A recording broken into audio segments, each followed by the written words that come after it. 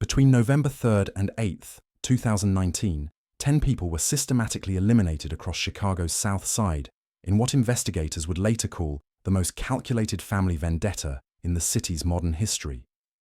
All victims were connected to a single drug distribution network, all eliminated within a 5-day window using methods that showed military precision and intimate knowledge of each target's daily routines. The perpetrators weren't rival gangs or federal agents conducting raids. They were 4 members of the Delgado family, a father and his 3 sons, moving through neighborhoods they'd known their entire lives like shadows in broad daylight. The Chicago Police Department would eventually classify it as one of the most methodical urban eliminations they'd ever investigated. But the motive wasn't territory disputes, wasn't competition over corners, wasn't even revenge for violence.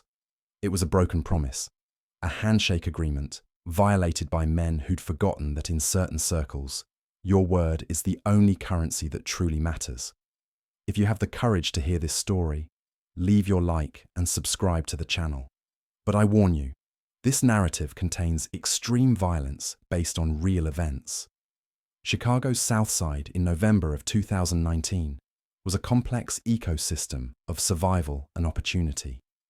The neighborhood stretching from Bronzeville down to Roseland had seen decades of economic decline, but they'd also seen resilience. Families who'd lived in the same blocks for generations. Small businesses that somehow stayed afloat despite everything. Community organizations fighting to keep kids in school and off corners. The temperature that November hovered around 45 degrees during the day, dropping to the low 30s at night. Early winter in Chicago, when the wind off Lake Michigan cuts through everything and reminds you that the city doesn't care about your comfort. The smell of the South Side was unmistakable.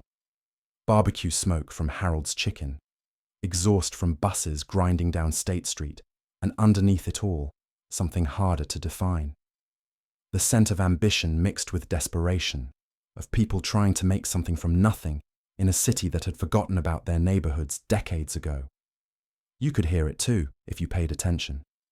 Bass from car stereos rattling windows, children playing in schoolyards, the distant rumble of the L train carrying people to jobs downtown that paid just enough to keep them coming back.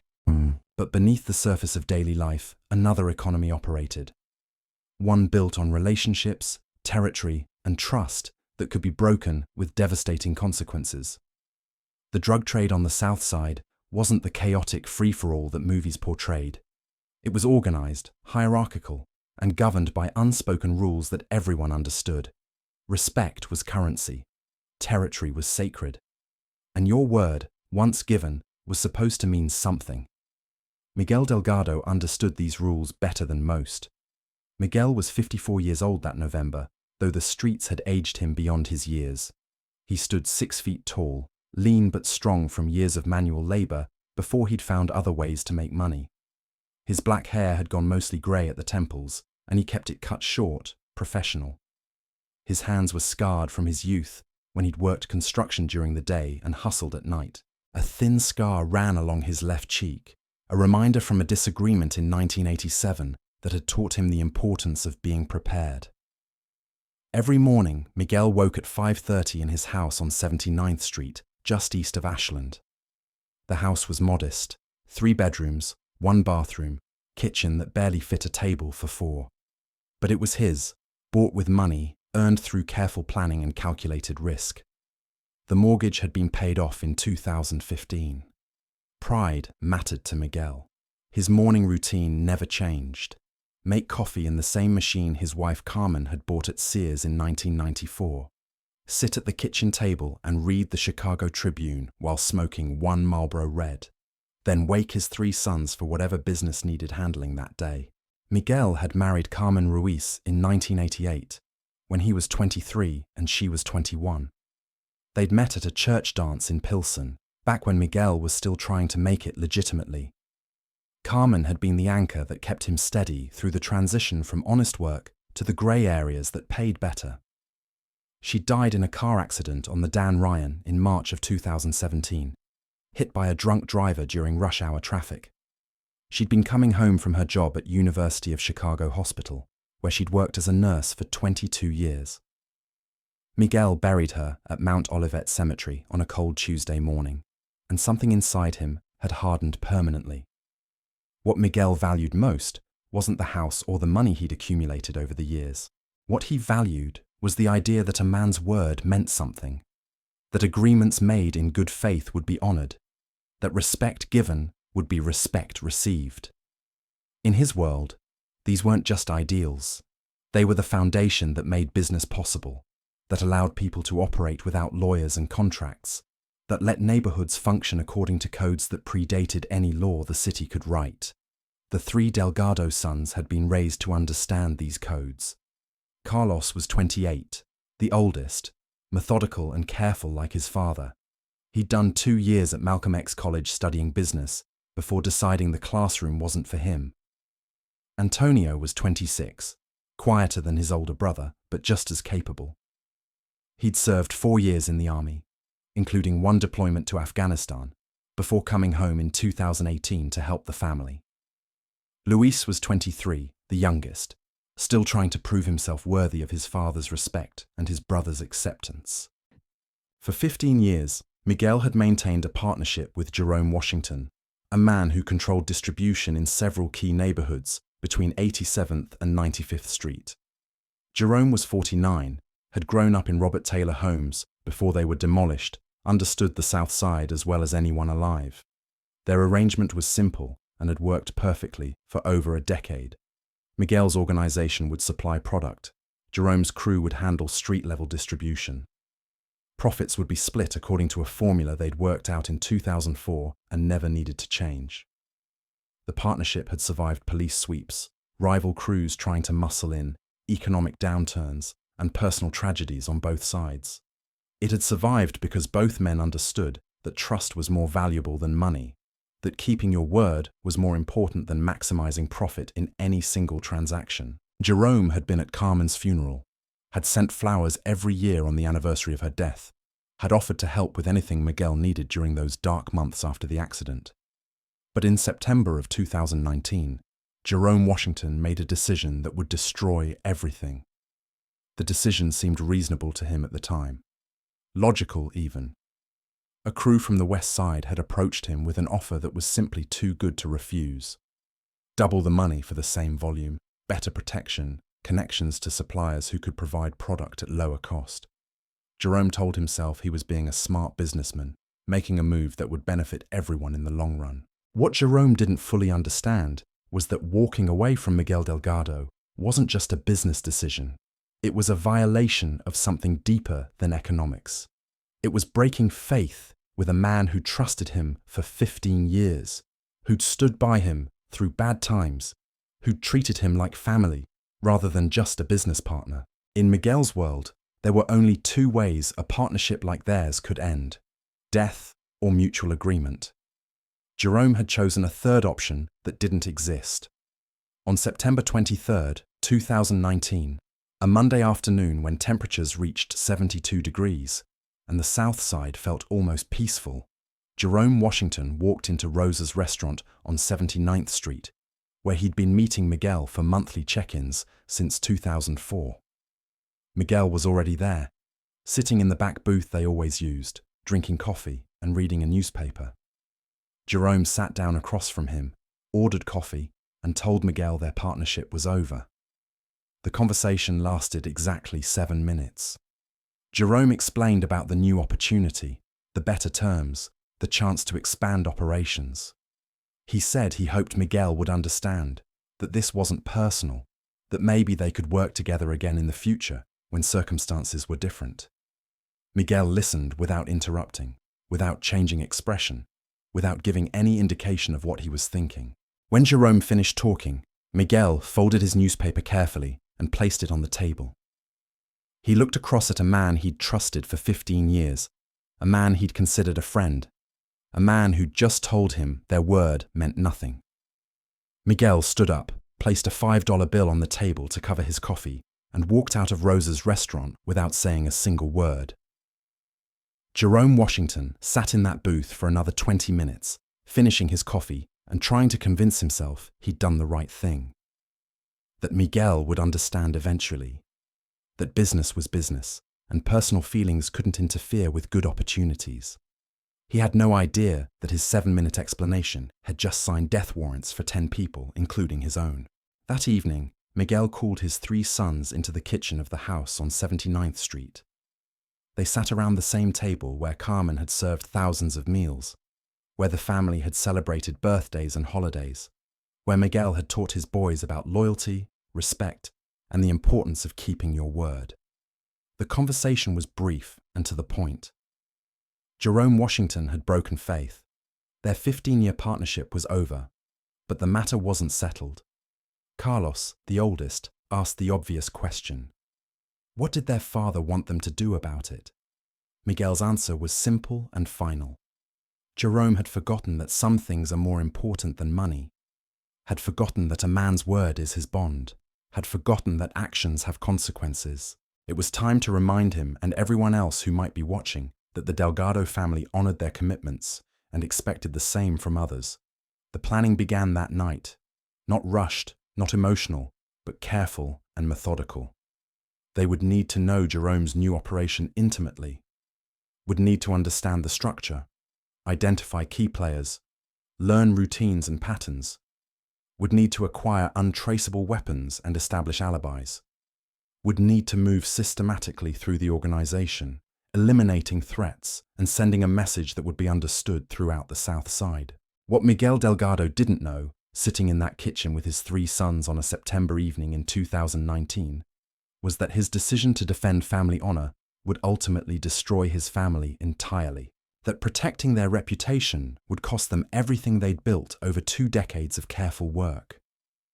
That 10 deaths would lead to life sentences for all 4 Delgado men, leaving their organization in ruins and their name associated forever with violence rather than respect. But that understanding was still weeks away.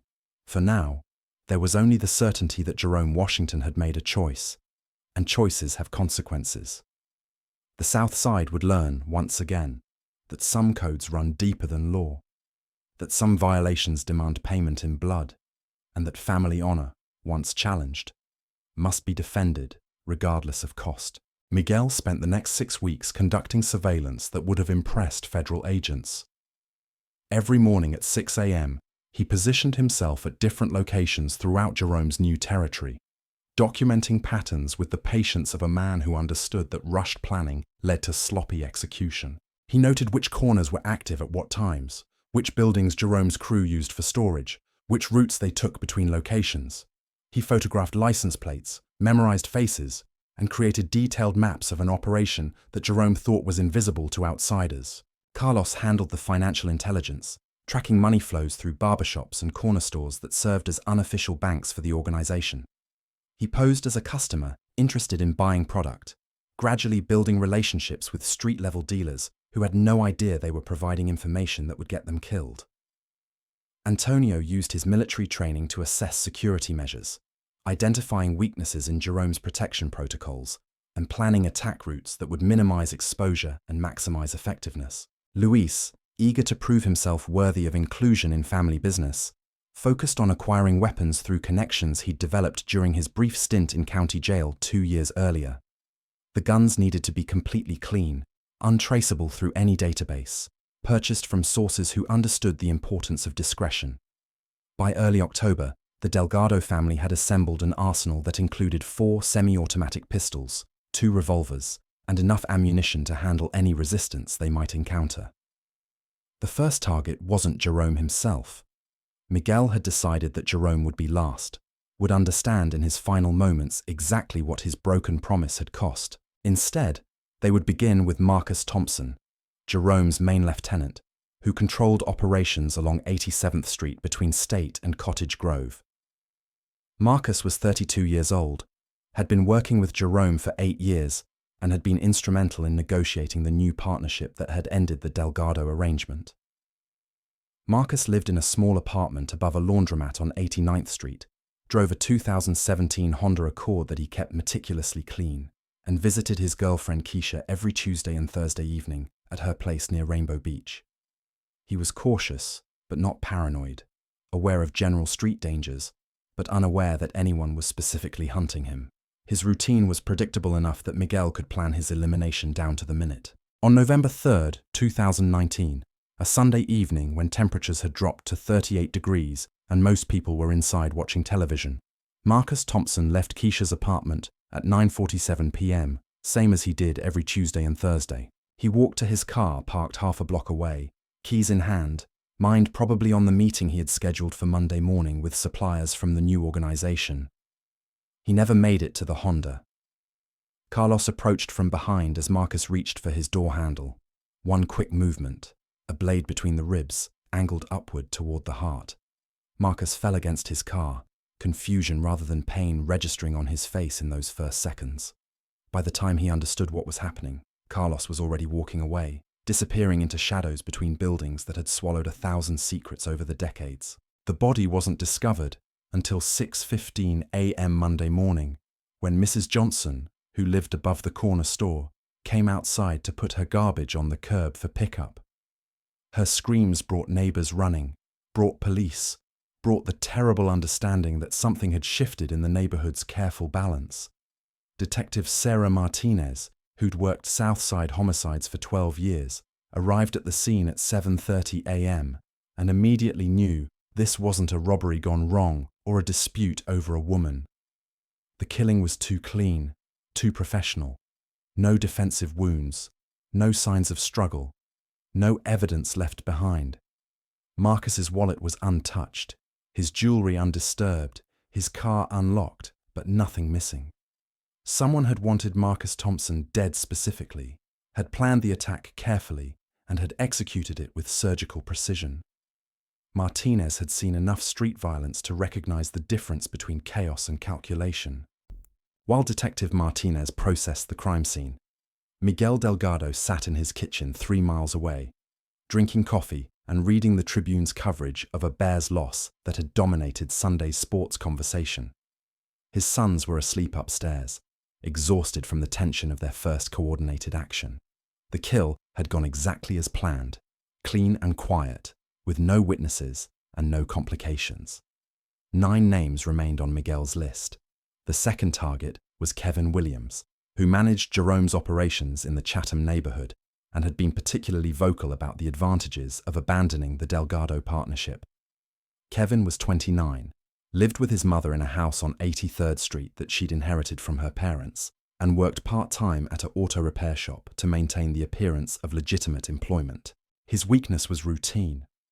Every Monday evening, he drove to his cousin's place on the west side to play poker with the same group of men he'd known since high school. Antonio handled this elimination on November 4th, following Kevin's Honda Civic through Monday evening traffic on the Eisenhower Expressway. The attack came at a red light near the Kedzie exit, where Antonio pulled alongside the passenger side window and fired 3 shots through glass that shattered like ice. Kevin slumped forward onto his steering wheel, car horn blaring until other drivers realized what had happened and began screaming for help. By the time emergency responders arrived, Antonio was already back on the south side, weapon disassembled and disposed of in 3 separate dumpsters according to the plan they'd rehearsed. Kevin Williams died at Stroger Hospital 47 minutes after the shooting, never regaining consciousness, taking with him any chance of identifying his killer. The police found no witnesses who could provide useful descriptions, no surveillance cameras that had captured clear images, no evidence beyond shell casings that would lead nowhere. Detective Martinez caught the Kevin Williams case the following morning and immediately recognized connections to the Marcus Thompson murder. 2 members of the same organization, both killed with professional efficiency within 24 hours. The pattern suggested coordinated attacks rather than random violence, which meant more bodies were coming unless they identified the perpetrators quickly.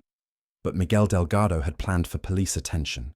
The family maintained perfect alibis, legitimate activities that placed them far from crime scenes during the relevant timeframes. Carlos had been at his girlfriend's apartment Monday evening, with neighbors who could confirm his presence. Antonio had been playing basketball at a community center where security cameras showed him participating in games during the hours when Kevin Williams was shot. The third elimination occurred on November 5th, targeting Damon Foster, who controlled Jerome's operations near the University of Chicago campus. Damon was 35, the oldest of Jerome's lieutenants, had been in the game longer than anyone except Jerome himself. He was also the most paranoid, varying his routes and schedules, carrying a legally registered pistol, and maintaining relationships with beat cops who kept him informed about police activities in his area. Luis drew this assignment, his first solo operation, and Miguel's way of testing whether his youngest son truly belonged in family business. The attack required patience and improvisation rather than careful planning. Luis spent 18 hours tracking Damon through his irregular movements before finding the opportunity he needed outside a grocery store on 55th Street. Damon had stopped to buy cigarettes and energy drinks, a quick transaction that should have taken 3 minutes maximum. But the store was busy, the line was long, and Damon grew careless during the wait. He stood near the window, back to the street, attention focused on his phone rather than potential threats approaching from outside. Luis entered the store carrying a newspaper and approached the counter as if he intended to make a purchase. When Damon stepped forward to pay for his items, Luis drew a revolver from his jacket and fired 2 shots into Damon's back from a distance of less than 4 feet. The other customers scattered, screaming and diving behind shelves, while Luis walked calmly out the front door and disappeared into afternoon pedestrian traffic. Rian traffic. The grocery store security camera captured a figure in dark clothing and a baseball cap, but the angle and image quality made identification impossible. Luis had studied the camera positions for 3 days before making his move, understanding exactly where to position himself to minimize exposure. By the time police arrived, he was already 6 blocks away, walking at a normal pace through crowds of university students who paid no attention to another young man in unremarkable clothes. Detective Martinez stood in the grocery store at 4:30 p.m., looking at bloodstains on linoleum and trying to piece together a pattern that was becoming increasingly clear. 3 members of Jerome Washington's organization, 3 professional eliminations in 3 days. Someone was systematically dismantling Jerome's crew with military precision and intimate knowledge of their operations. The store owner, a Pakistani immigrant named Hassan, who'd operated the business for 12 years, sat at a table in the back office, hands shaking as he described what he'd witnessed. The shooter had been calm, Hassan said. No visible emotion, no hurry, no wasted movement. Just walked in, completed the task, and left like he was running an errand. That level of control suggested either extensive training or complete psychological detachment from the act of killing. Martinez called her lieutenant from the crime scene. They needed to find Jerome Washington immediately, needed to warn him that someone was hunting his people, needed to understand what had triggered this systematic elimination of his organization. But Jerome Washington was already running, had been running since Marcus Thompson turned up dead on Monday morning. He'd recognized the signature immediately, understood that professional killing meant professional planning, and realized that his own name was certainly on whatever list was being worked through. While Detective Martinez coordinated the manhunt for Jerome Washington, Miguel Delgado sat in his living room watching the 6 o'clock news coverage of Damon Foster's murder. The reporter, a young woman with perfectly styled hair and practiced concern, described the killing as part of an escalating wave of violence plaguing Chicago's Southside. She interviewed community leaders who called for increased police presence and federal intervention. Miguel turned off the television and walked to his bedroom, where he opened the bottom drawer of his dresser and removed a photograph from 1994. Carmen on their wedding day, radiant in white lace, smiling like she'd figured out some secret about happiness. He'd kept the photo hidden since her death, unable to look at it without feeling the weight of everything he'd lost. But tonight, for the first time in 2 years, he could look at her face without drowning in grief. Carmen had understood the rules that governed their world, had accepted that Miguel's business required certain responses to certain violations, had never asked him to be something other than what he was, had never demanded that he choose between family honor and family safety. She would have understood what Jerome Washington's betrayal meant, would have supported what needed to be done, would have helped plan the response that was now unfolding across the South Side. The 4th target was Isaiah Collins, who managed distribution for Jerome's operation in the Hyde Park area near the university. Isaiah was 24, the youngest of Jerome's inner circle, had been recruited straight out of high school when his older brother was arrested on federal charges. He was smart, ambitious, and careful, but he was also inexperienced in the kind of warfare that was now consuming his organization. Isaiah lived with his girlfriend Tanisha in a studio apartment on 53rd Street, drove a modified Toyota Camry that he'd spent months customizing, and attended night classes at Kennedy King College, where he was studying computer information systems. His legitimate aspirations made him cautious about street visibility, but they also made him predictable in ways that Miguel's surveillance had identified and catalogued.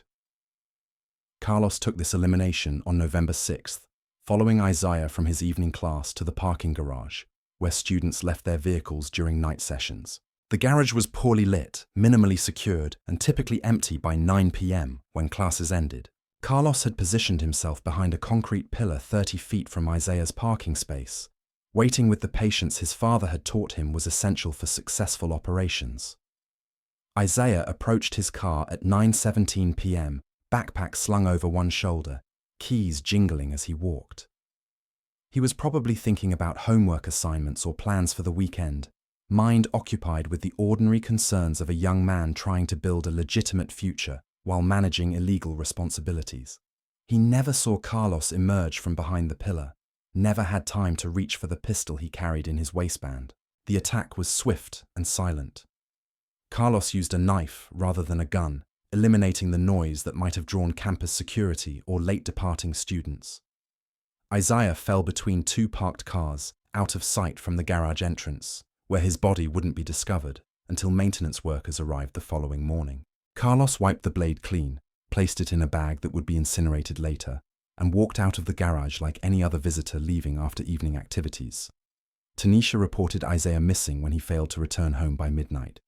She called his phone repeatedly, sent text messages, and finally drove to the college herself to look for his car. Finding it still parked in the garage, she contacted campus security, who found Isaiah's body during their search of the facility. The discovery triggered a lockdown of the entire campus, while police processed what was obviously another professional killing. Detective Martinez arrived at Kennedy King at 2:30 a.m. Thursday morning and immediately recognized the methodical signature she'd seen at 3 previous crime scenes. Clean kill, no witnesses, minimal evidence, victim who'd been specifically targeted rather than randomly selected. The pattern was now undeniable. Someone was working through Jerome Washington's organization with systematic precision. The investigation had attracted federal attention by Thursday afternoon. FBI Special Agent David Chen, who specialized in organized crime cases, joined the task force and brought resources that local police couldn't match. Chen had worked similar cases in Detroit and Philadelphia, had seen how quickly professional eliminations could destabilize entire neighborhoods and trigger broader violence. But federal resources couldn't protect targets who were already dead or identify killers who'd planned their operations with extraordinary care. The Delgado family had studied law enforcement procedures for months, understanding how investigations worked, what evidence would be collected, and what precautions were necessary to avoid detection. They operated with discipline that impressed even experienced investigators, once the full scope of their planning became clear. Jerome Washington was hiding in a hotel room near Midway Airport, surrounded by the 3 bodyguards he'd hired after Marcus Thompson's death, trying to figure out how to respond to an enemy he couldn't identify. He'd ruled out rival organizations, dismissed the possibility of federal operations, and couldn't think of anyone with both the motive and capability to conduct such systematic eliminations. The realization that Miguel Delgado might be responsible came slowly, filtered through 2 years of convincing himself that their partnership had ended amicably. The memory of their final conversation at Rosa's restaurant surfaced Thursday evening as Jerome sat in his hotel room watching news coverage of Isaiah Collins's murder. Miguel's silence that day, the way he'd folded his newspaper and walked away without a word, the expression on his face that Jerome had interpreted as resignation, but now recognized as something colder. Calculation. Planning. The quiet fury of a man who'd been betrayed by someone he'd trusted. Friday morning brought confirmation that Jerome's worst fears were correct. The 5th elimination targeted Robert King, who managed Jerome's operations in the Washington Park area and had been instrumental in convincing other crew members to support the new partnership arrangements. Robert was found shot dead in his car outside a barbershop on 61st Street, killed with the same professional efficiency that had characterized the previous 4 murders. Luis handled this killing, demonstrating improved technique and growing confidence in family operations. He'd waited 3 hours in a stolen vehicle parked across from the barbershop, watching Robert's routine visit for his weekly trim and shave. When Robert emerged and walked to his car, Luis accelerated across traffic and fired 6 shots through the driver's side window before speeding away through afternoon traffic. The stolen car was found burned out in an empty lot in Englewood 2 hours later, completely destroyed by flames that had been accelerated with gasoline. Police recovered no useful evidence from the wreckage, no fingerprints or DNA that could identify the driver, no surveillance footage that captured clear images of the perpetrator. Luis had learned from his earlier mistakes and executed this elimination with the precision that Miguel demanded from all family operations. Detective Martinez coordinated with FBI resources to establish a command center at the Area South headquarters, bringing together local knowledge and federal capabilities in an effort to stop what was clearly an ongoing campaign of systematic elimination. They'd identified the pattern, understood that Jerome Washington's organization was being methodically destroyed, but they still couldn't identify the perpetrators or predict where the next attack would occur. The investigation was complicated by the fact that most potential witnesses were themselves involved in illegal activities and reluctant to cooperate with law enforcement. Street-level dealers who might have observed suspicious activity were more afraid of retaliation than arrest, more concerned with survival than justice. The code of silence that protected criminal operations also protected those who preyed upon them. Miguel understood this perfectly. He'd built his organization on the principle that fear and respect were more powerful than any protection law enforcement could provide. Street justice operated according to rules that predated police departments, governed by codes that couldn't be written in any legal document. When someone violated those codes, the response was swift, certain, and designed to send a message that would be remembered for generations. Saturday morning, November 7th, brought news that shook the entire Southside. 2 more bodies had been discovered overnight. Derek Mason, who'd managed Jerome's operations near Soldier Field, was found dead in his apartment on 35th Street. Single gunshot to the head, executed while he slept. No signs of forced entry or struggle. The killer had somehow gained access to a secured building, eliminated the target, and departed without being seen by residents or security cameras. Antonio had drawn this assignment, using skills learned during urban operations in Afghanistan to penetrate what Derek had believed was an impregnable safe house. The building's security was electronic rather than human, relying on keycards and cameras rather than guards who might ask questions. Antonio had studied the system for 4 days, identifying vulnerabilities that allowed him to enter and exit without triggering alarms or appearing on surveillance footage.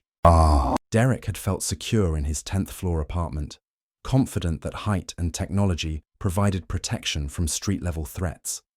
He'd varied his schedule, used multiple vehicles, and employed counter-surveillance techniques that would have frustrated amateur stalkers. But Antonio brought military training to civilian hunting, applying lessons learned in Kandahar to targets in Chicago with devastating effectiveness. The second body discovered that morning belonged to Travis Moore, who'd controlled Jerome's operations in the Bronzeville area and had been one of the most vocal supporters of abandoning the Delgado partnership. Travis was found in his car in the parking lot of a 24-hour fitness center on Michigan Avenue, shot multiple times through the windshield while apparently preparing to leave after a late-night workout session. Carlos had waited in the gym's parking lot from midnight until 3:47 a.m. when Travis finally emerged from his extended training session. The attack came as Travis was adjusting his seat and checking his phone, mind relaxed after physical exertion, guard lowered by the familiar routine of leaving a place he'd visited 3 times a week for 2 years. Carlos fired 7 shots in rapid succession, then drove away in a vehicle that would be found abandoned and burned in Gary, Indiana 6 hours later. The discovery of 2 bodies in one morning triggered a media frenzy that brought national attention to what reporters were calling the Southside systematic murders. Cable news networks dispatched crews to Chicago, interviewing community leaders, police officials, and federal agents who struggled to explain how 7 people had been eliminated in 5 days without producing a single viable suspect or useful piece of evidence. Mayor Lori Lightfoot held a press conference Saturday afternoon, flanked by Police Superintendent David Brown and FBI Special Agent Chen, promising that the city's full resources would be devoted to stopping what she called a reign of terror in Chicago's African-American community. The mayor's words were carefully chosen, designed to reassure residents while avoiding panic, but everyone who understood street dynamics knew the truth. Someone was conducting warfare, and law enforcement was losing badly. Jerome Washington watched the press conference from his hotel room, recognizing the desperation behind official promises and understanding that police protection was largely theoretical for men in his situation. Federal agents couldn't provide around-the-clock security for targets of ongoing elimination campaigns. Local police were overwhelmed by regular crime, let alone systematic killings that required specialized investigation techniques. The realization that he was essentially defenseless came with startling clarity. His bodyguards were street muscle, effective against ordinary threats, but useless against military-trained killers who could penetrate secured buildings and eliminate targets without leaving evidence. His weapons were adequate for neighborhood disputes, but insufficient for warfare against an enemy who planned operations with extraordinary care and executed them with professional precision. That evening, Jerome made a decision born from desperation rather than strategy. He would reach out to Miguel Delgado directly, attempt to negotiate some resolution that might stop the systematic destruction of his organization. Perhaps they could restore their original partnership arrangement. Perhaps Miguel would accept financial compensation for the perceived insult. Perhaps there was some way to satisfy honor demands without additional bloodshed. The phone call was placed at 9:23 p.m. Saturday evening. Jerome dialed Miguel's number from a burner phone, hands shaking slightly as he waited for an answer that came after 4 rings. Miguel's voice was calm, unsurprised, as if he'd been expecting this conversation for days. Jerome began with apologies, acknowledging that he'd made mistakes, that he'd acted without proper consideration for their long relationship, that he'd failed to show appropriate respect for Miguel's position and contributions. He offered to restore their original arrangement immediately, to compensate Miguel for lost revenue, to make whatever amends were necessary to repair the damage his decisions had caused. Miguel listened without interrupting, letting Jerome speak for nearly 5 minutes before responding with a single sentence that carried the weight of absolute finality. "You forgot that some things are more important than money, Jerome. Now everyone will remember." The line went dead. Jerome sat in his hotel room staring at the silent phone, understanding that negotiation was impossible, that Miguel's response to betrayal would continue until every person associated with Jerome's organization was eliminated. The systematic killings weren't about business or territory or even revenge in any traditional sense. They were about maintaining codes that governed Miguel's world, about demonstrating that certain violations demanded ultimate punishment. Sunday morning brought news of the 8th elimination. Patricia Williams, Jerome's cousin who'd managed financial operations for the organization, was found dead in her car outside St. Columbanus Church on 71st Street. She'd been shot twice in the head while apparently preparing to attend early morning services, killed in broad daylight in front of a house of worship where she'd been a member for 12 years. Luis had drawn this assignment, his most challenging, because Patricia had no involvement in street operations and posed no direct threat to anyone. She was a bookkeeper, a church-going woman who'd helped Jerome manage money because she was family and he needed someone he could trust. Her elimination served no strategic purpose beyond completing Miguel's list of everyone who'd been involved in Jerome's decision to break their partnership. The killing of Patricia Williams generated different community reaction than the previous murders. While most residents had viewed the deaths of male dealers with resigned acceptance, understanding them as part of street justice that rarely touched innocent people, Patricia's murder suggested that the killers recognized no boundaries, respected no sanctuaries, would eliminate anyone connected to their targets, regardless of guilt or innocence. Reverend Marcus Johnson of St. Columbanus held a prayer service Sunday evening, calling for an end to violence that was tearing apart families and destroying the social fabric that held communities together. The church was packed with residents who'd known Patricia, who'd watched her raise 3 children as a single mother, who'd seen her struggle to build legitimate life while helping her cousin manage illegal business. Miguel Delgado attended that prayer service, sitting in the back pew wearing a dark suit and listening to Reverend Johnson's words about forgiveness, redemption, and the cycle of violence that consumed too many young lives in Chicago's forgotten neighborhoods. Several people recognized Miguel, knew his reputation, understood his presence as either threat or promise depending on their relationship with Jerome Washington's organization. But Miguel wasn't there to intimidate anyone or send messages to potential witnesses. He was there because Patricia Williams had been a good woman who'd made poor choices about whom to trust, and her death weighed on him differently than the others. She'd deserved better than dying in a church parking lot for helping her cousin count money.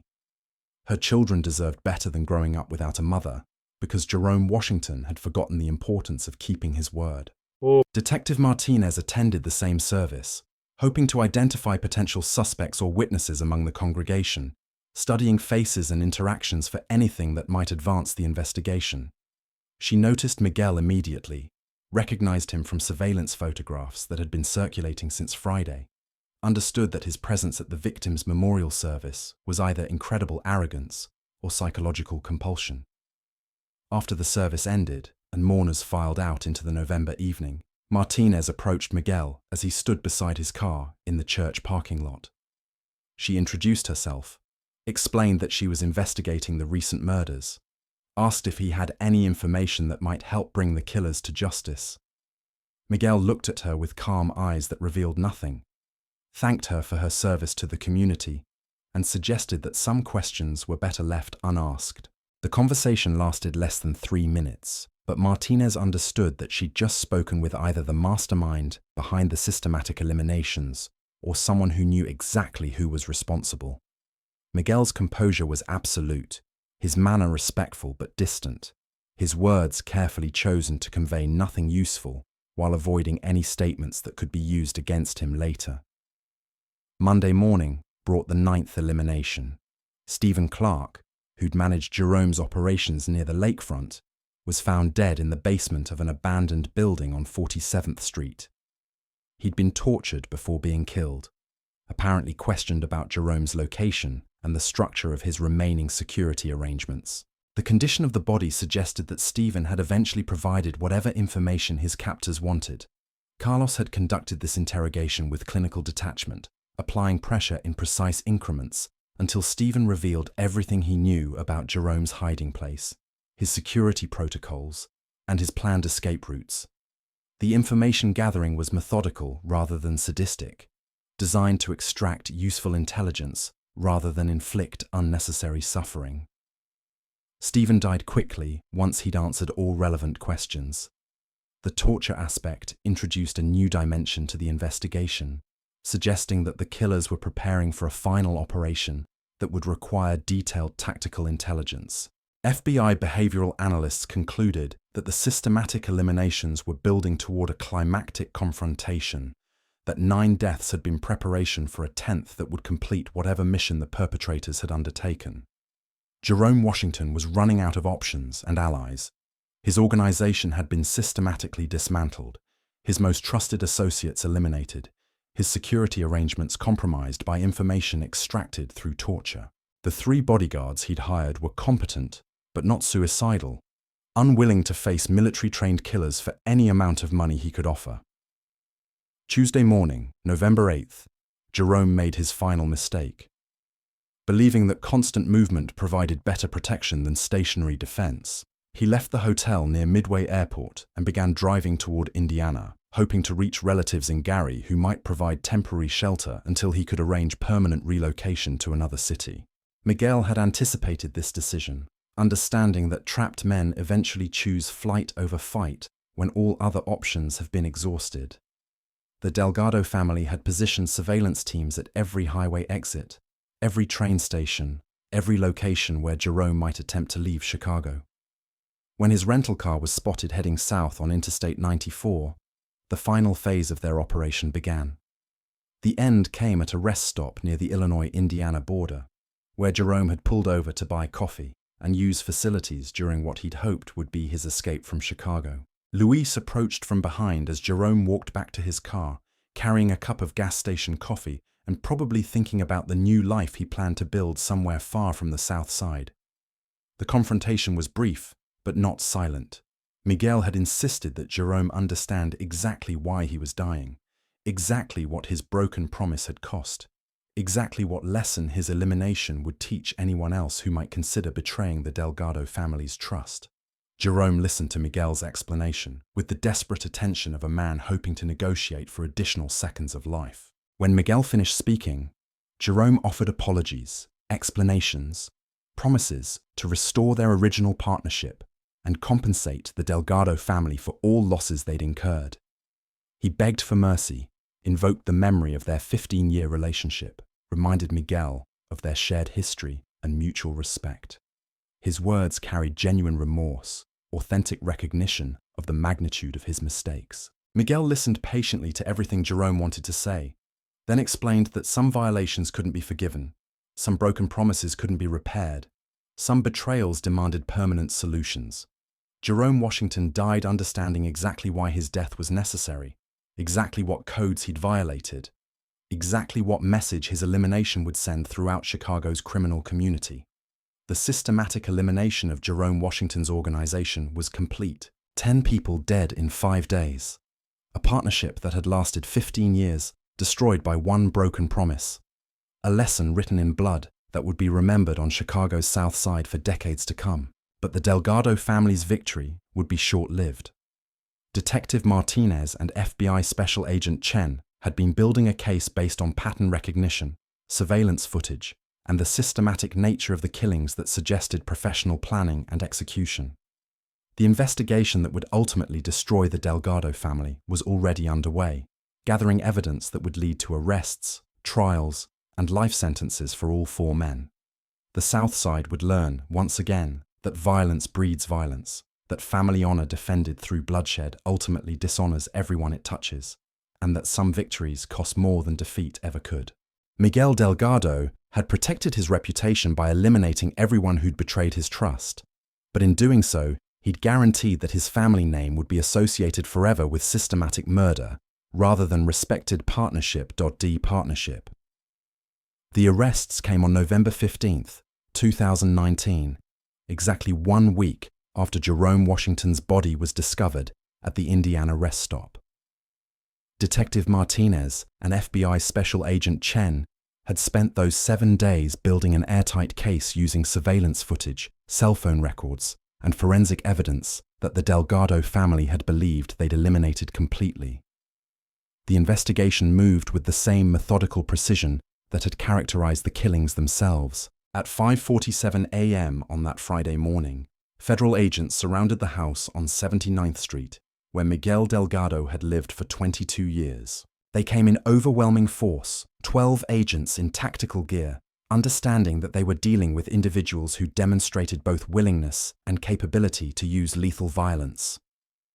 Miguel was awake, sitting at his kitchen table with his morning coffee and newspaper, when the battering ram struck his front door.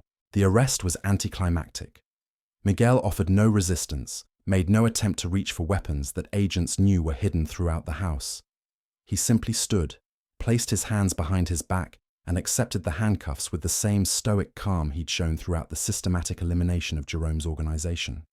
Carlos, Antonio, and Luis were taken from their bedrooms without incident, all 3 accepting their fate with resignation that impressed even experienced federal agents. The evidence against them was overwhelming. Cell phone towers had tracked their movements to within blocks of each murder scene. Traffic cameras had captured partial license plate numbers from vehicles that were later found burned in locations the family had believed were secure. Most damaging of all, Stephen Clark had managed to scratch Carlos's name into the concrete floor of the basement where he'd been tortured, using his fingernails during his final moments to leave evidence that would convict his killer. The discovery of Stephen's message came during the forensic examination of the crime scene on November 12th.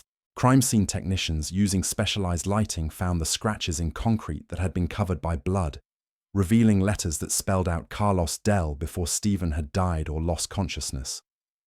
The partial name, combined with other evidence linking the Delgado family to the systematic killings, provided prosecutors with the cornerstone of their case. Miguel's arrest made front-page news in both the Chicago Tribune and the Sun-Times. The headlines described him as the mastermind behind the Southside systematic murders, the man who'd orchestrated the elimination of an entire criminal organization over a broken business agreement. Community reaction was divided along lines that reflected the complex relationship between official law and street justice in Chicago's forgotten neighborhoods. Some residents viewed Miguel as a cold-blooded killer who'd murdered 10 people, including an innocent woman, in pursuit of vengeance that served no purpose beyond satisfying his wounded pride.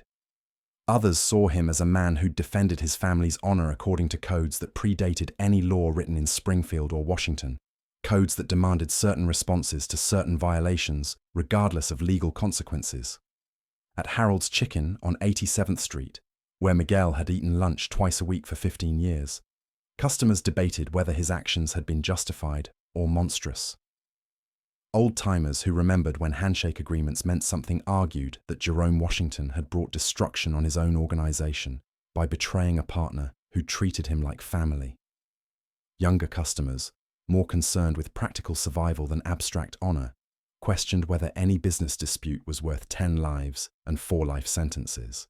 The trial began in federal court on March 3, 2020, just as the COVID-19 pandemic was beginning to reshape American society. Judge Patricia Williams, no relation to the victim, presided over proceedings that would determine whether the systematic elimination of Jerome Washington's organization constituted justified retaliation or premeditated murder. The case attracted national attention as an example of how traditional codes of honor collided with modern legal systems.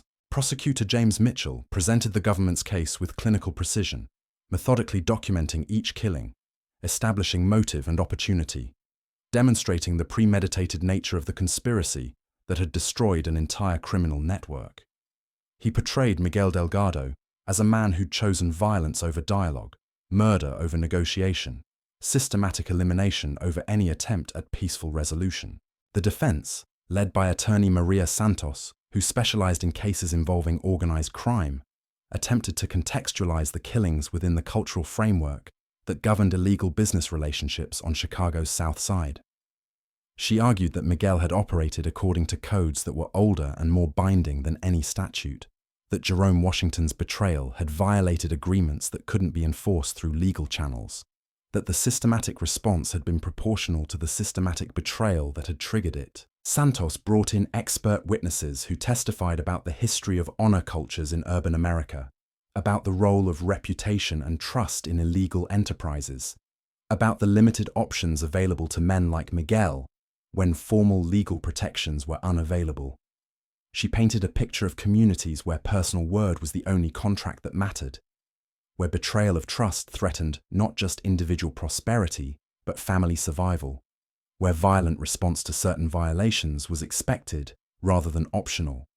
The prosecution countered with testimony from Detective Martinez, FBI Special Agent Chen, and forensic experts who detailed the methodical planning that had preceded each killing. They presented evidence of surveillance, weapons acquisition, and tactical coordination that demonstrated the systematic nature of the conspiracy.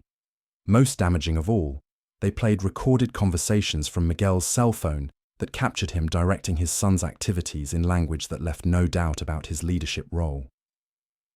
The government's star witness was Patricia Williams' 15-year-old daughter, who testified about finding her mother's body in the church parking lot, about losing the woman who'd raised her as a single parent, about the impact of violence that had reached beyond criminal participants to destroy innocent lives. Her testimony was devastating, personalizing the consequences of Miguel's decisions in ways that abstract discussions of street justice could not counter. Miguel himself took the stand on the 14th day of trial, against his attorney's advice, determined to explain his actions in his own words. His testimony lasted 3 hours and revealed a man who remained convinced that his response to Jerome Washington's betrayal had been necessary, proportionate, and justified according to codes that governed his world. He expressed regret for Patricia Williams's death, acknowledging that she'd been an innocent victim, but maintained that Jerome's betrayal had made some level of violent response inevitable. Under cross-examination, Prosecutor Mitchell pressed Miguel on whether 10 deaths could ever be justified by a broken business agreement, whether systematic murder could be considered proportional response to perceived disrespect, whether codes of honor that demanded lethal violence had any place in civilized society. Miguel's answers revealed a man operating according to moral framework that prioritized loyalty, respect, and family honor above individual human life. The jury deliberated for 18 hours over 3 days before returning guilty verdicts on all charges against all 4 defendants. Miguel Delgado was convicted of conspiracy to commit murder, 10 counts of murder in furtherance of racketeering activity, and firearms violations that carried mandatory life sentences. Carlos, Antonio, and Luis received similar convictions with slight variations based on their individual roles in specific killings. Sentencing occurred on June 15, 2020, in a courtroom that was nearly empty due to pandemic restrictions. Judge Williams imposed life sentences without possibility of parole for Miguel and Carlos, life sentences with possibility of parole after 40 years for Antonio and Luis. The sentences reflected both the systematic nature of the conspiracy and the defendant's relative culpability for planning versus executing the elimination campaign. Miguel showed no emotion when his sentence was read, accepting life imprisonment with the same stoic dignity he'd maintained throughout the trial. His only visible reaction came when Carlos, Antonio, and Luis were sentenced, a slight tightening around his eyes, suggesting recognition that his decision to defend family honor had ultimately destroyed his family more completely than Jerome Washington's betrayal ever could have. The Delgado organization, built over 20 years of careful planning and disciplined execution, collapsed within weeks of the arrests. Territory that Miguel had controlled was absorbed by rival groups. Relationships he'd cultivated were transferred to new partners, and reputation he'd spent decades building was replaced by infamy associated with systematic murder rather than respected leadership. Carmen Delgado's sister, Rosa, sold the house on 79th Street in August 2020, unable to maintain mortgage payments and unwilling to live in a place where federal agents had arrested her nephew and great-nephews for multiple murders. The new owners, a young family from the suburbs who'd received a favorable price due to the property's history, painted over the bullet holes that investigators had found in the basement walls and tried to build normal lives in rooms where systematic killing had been planned. The Southside remembered the Delgado family's response to Jerome Washington's betrayal in different ways. Some viewed it as an extreme example of how honor codes could justify unconscionable violence, a cautionary tale about the dangers of prioritizing respect over human life. Others saw it as proof that certain violations still demanded ultimate punishment, that some agreements remained more binding than any contract a court could enforce. Detective Martinez retired from Chicago Police Department in 2021 after 31 years of service that had included investigation of the systematic killings that had defined her final major case. In interviews with true crime podcasters, she described the Delgado investigation as simultaneously the most challenging and most straightforward case of her career. Challenging because of the methodical planning that had eliminated most traditional evidence, straightforward because the pattern of elimination had been so systematic that identifying perpetrators became inevitable once investigators understood the underlying motive. FBI Special Agent Chen transferred to the Detroit field office in 2022, carrying with him lessons learned from the systematic elimination of Jerome Washington's organization. He'd seen how quickly professional violence could destabilize entire neighborhoods, how honor codes could motivate behavior that seemed incomprehensible to outsiders, how family loyalty could transform ordinary men into killers who operated with military precision and accepted life imprisonment as acceptable cost for defending their reputation. The case became required study material at the FBI Academy in Quantico, used to train new agents in recognizing patterns of systematic elimination and understanding cultural contexts that motivated organized violence. The Delgado investigation, demonstrated how traditional law enforcement techniques could be adapted to address crimes rooted in honor cultures, how patient investigation could overcome even sophisticated attempts at evidence elimination. Miguel Delgado began serving his life sentence at ADX Florence, the federal supermax prison in Colorado, where the most dangerous criminals in America were housed in solitary confinement. His daily routine consisted of 23 hours alone in a concrete cell, 1 hour of exercise in a small yard, and carefully monitored communications with family members who gradually stopped writing as years passed and hope for appeal or commutation faded. Carlos, Antonio, and Luis were separated among different federal facilities, preventing them from coordinating any potential escape attempts or continuing family business from prison.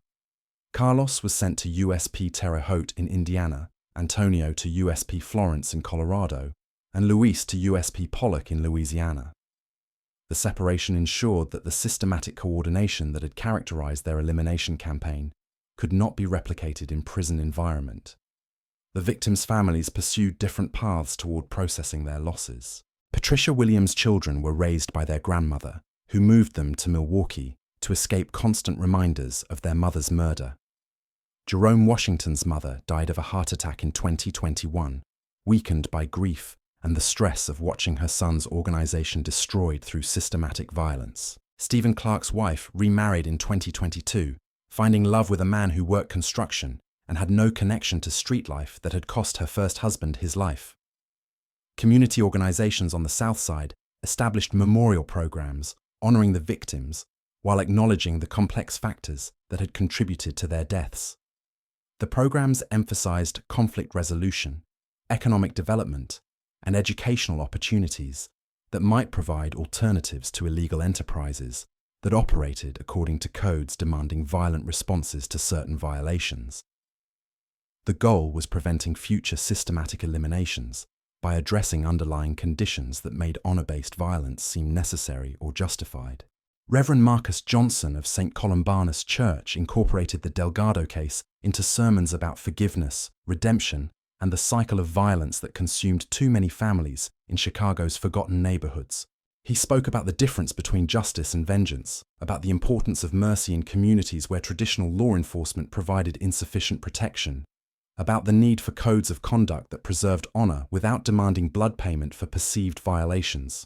The systematic elimination of Jerome Washington's organization became part of Southside folklore, a story told in barbershops and corner stores about what happened when men forgot that some agreements were more binding than any legal contract.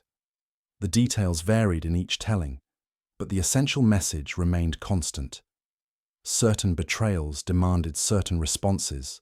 Certain codes remained more powerful than any law written in distant capitals.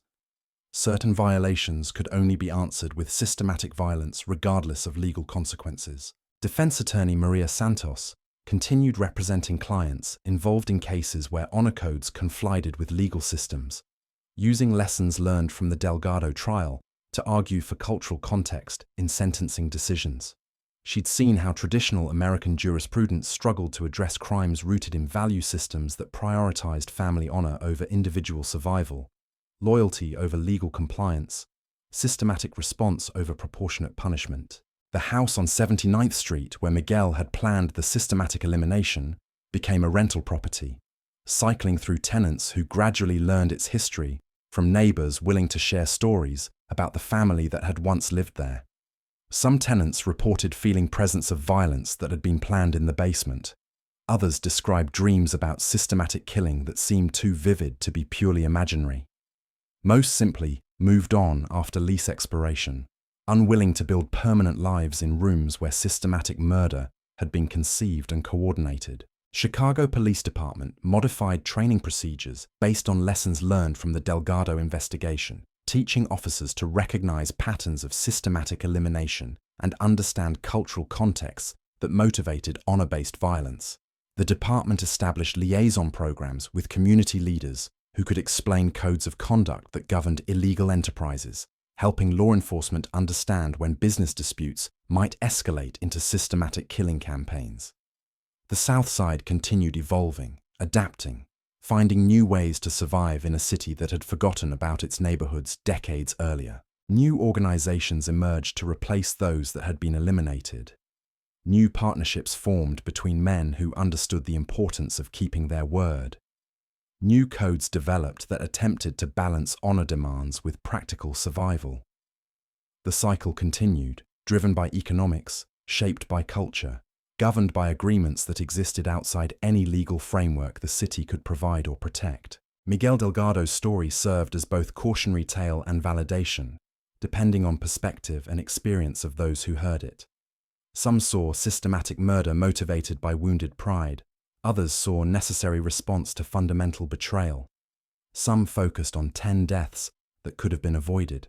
Others emphasized 15 years of partnership that should have been honored.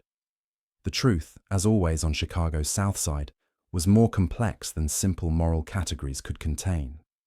The systematic elimination that had destroyed Jerome Washington's organization and the Delgado family equally demonstrated eternal tension between formal law and street justice, between individual rights and family honor, between mercy and systematic violence.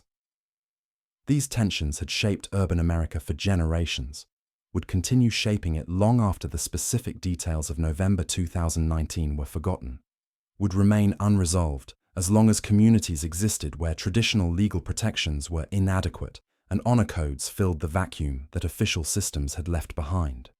The years that followed would reveal the true cost of Miguel's decision to defend family honor through systematic violence.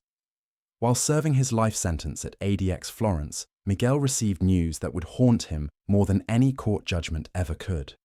His grandson, Carlos Jr., son of his eldest boy Carlos, had been arrested at age 16 for armed robbery on the same Southside streets where the Delgado name had once commanded respect. The irony wasn't lost on Miguel. He'd eliminated 10 people to protect his family's reputation, to ensure that the Delgado name would be associated with honor and reliability rather than weakness or betrayal. Instead, his actions had transformed their surname into a cautionary tale about the price of vengeance. Young dealers on corners throughout Chicago knew the story, understood what happened when partnerships were broken, but they also knew that the Delgado family had destroyed itself more completely than any enemy ever could. Carlos Jr. had grown up without a father, raised by his mother, who'd struggled to explain why Daddy would never come home, why their last name carried weight that attracted both respect and suspicion from people who remembered November 2019. The boy had inherited his grandfather's pride and his father's methodical nature, but he'd channeled these traits into street activities that dishonored everything Miguel had tried to protect. Letters between grandfather and grandson, monitored by federal authorities, revealed the complexity of legacy in communities where violence and honor remained inextricably linked. Miguel tried to counsel the teenager about education, legitimate opportunities, the importance of building rather than destroying. But his words carried the hollow ring of advice from a man who'd chosen systematic murder over negotiation, whose own decisions had eliminated any moral authority he might have claimed. The Southside had moved on, as it always did, adapting to new realities, while maintaining the underlying codes that governed relationships between men who operated outside legal frameworks. Jerome Washington's territory had been absorbed by organizations that understood the lessons of November 2019, that recognized the importance of honoring agreements and maintaining partnerships built on mutual respect rather than temporary advantage. New leaders emerged who'd studied the Delgado case, who understood both its strategic successes and its ultimate failure. They implemented the tactical lessons while rejecting the strategic framework that had led to systematic elimination. Modern partnerships included exit clauses, mediation procedures, and graduated responses to disputes that might otherwise escalate into campaigns of systematic violence. Detective Martinez's replacement, a younger investigator named Kevin Rodriguez, who'd grown up on the West Side, brought different perspective to understanding honor-based violence in urban communities. Rodriguez had seen how codes of respect operated, had witnessed the devastating consequences when those codes were violated, but he'd also learned from the Delgado investigation that systematic responses often destroyed everything they were meant to protect. The community organizations established in memory of the victims continued their work, focusing on conflict resolution programs that acknowledged the cultural importance of honor while providing alternatives to violence. These programs brought together former rivals, mediated disputes before they escalated, and created frameworks for maintaining respect without resorting to elimination campaigns that devastated entire neighborhoods. Young men attending these sessions heard Miguel's story not as inspiration for defending family honor, but as example of how pride could become self-destructive obsession. They learned about the importance of keeping agreements, but they also learned about the difference between proportionate response and systematic vengeance. The goal was preserving codes of conduct that made trust possible while eliminating elements that demanded blood payment for perceived violations. Federal authorities continued studying the Delgado case, using it to understand how organized crime families adapted military tactics to urban environments. The investigation had revealed sophisticated planning capabilities, disciplined execution of complex operations, and coordination that rivaled professional military units. These lessons informed training programs designed to identify and interrupt similar conspiracies before they could achieve their objectives. The Delgado family eliminated 10 people in 5 days to protect a 15-year partnership, but in doing so, they destroyed everything they'd spent decades building. Miguel defended his honor by becoming the very thing he'd fought against, a man whose word meant nothing because he'd chosen systematic murder over every other option. If this story of family loyalty turned to systematic vengeance made you question where honor ends and destruction begins, leave your like and subscribe for more true stories that reveal how ordinary people become capable of extraordinary darkness when pushed beyond their limits.